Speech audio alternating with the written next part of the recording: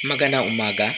Kami po ang pangkat 3. Ang aming paksa po ay tungkol sa bilang ng bagyong pumapasok sa Pilipinas sa nakalipas na taon. Layunin ng presentasyon.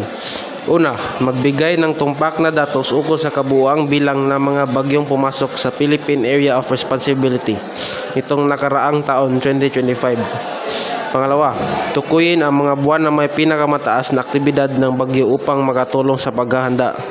At panghuli, magbigay ng impormasyon tungkol sa mga pinakamalakas na bagyong naranasan sa bansa noong 2025 para sa kamalayan ng publiko.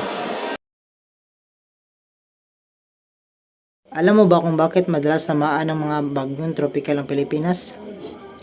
Ito ay dahil sa lokasyon geographical ng Pilipinas na karaniwang nadudulot ng malakas na ulan, malawak ang pagbaha, at malalakas na hangin na nagre-resulta sa malaking pinsala sa buhay ng tao, mga pananim at mga ari-arian. Dahil nasa rehiyong tropikal ang bansa, halos taon-taon itong dinararaanan ng mga bagyo. Ang mga bagyong ito ay tinatawag ding tropical cyclone o bagyong tropikal.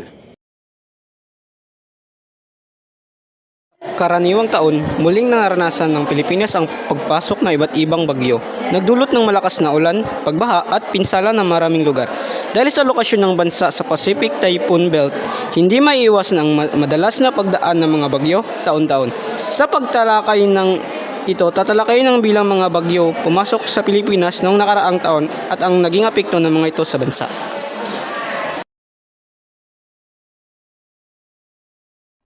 Kabuuang bilang ng bagyo sa Pilipinas. Sa kabuuan, mayroong 23 bagyo ang pumasok o nabuo sa loob ng PAR noong 2025. Ito ay bahagyang mas mataas sa taunang average ng 20 bagyo na iniugnay ng mga eksperto sa epekto ng La Nina na nagdulot ng mas maraming pag-ulan at sama ng panahon sa bansa. Mga pangunahing bagyo na tumama o naaka-apekto sa Pilipinas noong taong 2025. Typhoon Bising noong Hulyo, Severe Tropical Storm Emong noong Hulyo, Tropical Storm Isang noong Agosto, Super Typhoon Nando noong Setyembre, Typhoon Paulo noong Oktubre, Severe Tropical Storm Ramil noong Oktubre, Typhoon Tino noong Nobyembre, Super Typhoon Uwan noong Nobyembre, at Severe Tropical Storm Verbena noong Nobyembre hanggang Disyembre. Konklusyon, sa kabuuan ng presentasyong ito, makikita na patuloy na nakararanas ang Pilipinas ng maraming bagyo noong 2025. Na nagpapakita na ang bansa ay nananatiling vulnerable sa mga natural na kalamidad. Batay sa datos, may mga buwang mas mataas ang bilang ng mga bagyong pumapasok sa bansa noong 2025, lalo na sa panahon ng tag-ulan, na nagdudulot ng matinding epekto sa kabuhayan, infrastruktura at kaligtasan ng mga mamamayan.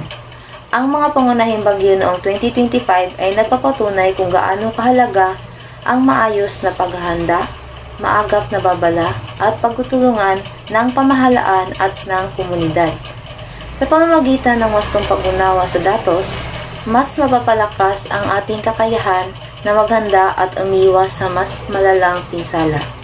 Kaya naman, mahalaga ang patuloy na pag-aaral at pagsusuri sa mga bagyo upang mapabuti ang disaster preparedness at maprotektahan ang buhay at ari-arian ng mga bawat Pilipino.